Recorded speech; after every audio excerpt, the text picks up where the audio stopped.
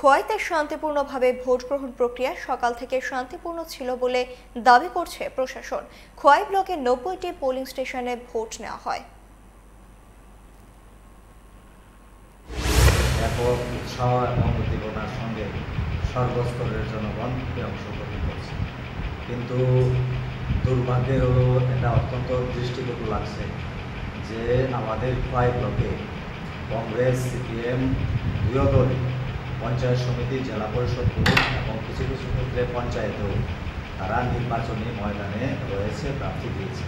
কিন্তু আজকে সকাল থেকে দেখা গেল যে সারা খোয়াইয়ের কোনো পোলিং স্টেশনে কংগ্রেস বলুন, সিপিএম বলুন, তারা নির্বাচনী এজেন্ট বসায়নি। পাশাপাশি প্রার্থী দিয়েও প্রার্থীর পক্ষে চোখে পড়ার মতো কোথাও কোনো প্রচার তারা সংগঠিত করে।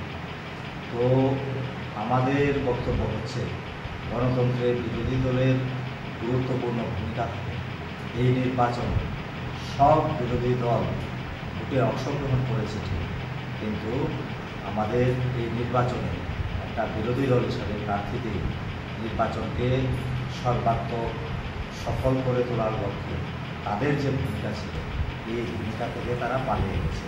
যাই হোক, আমাদের এই রাজ্যে গণতন্ত্রকে প্রতিষ্ঠিত রাখার জন্য সর্বস্তরের জন্য पंख मिल जाते हैं ख्वाब वालों को,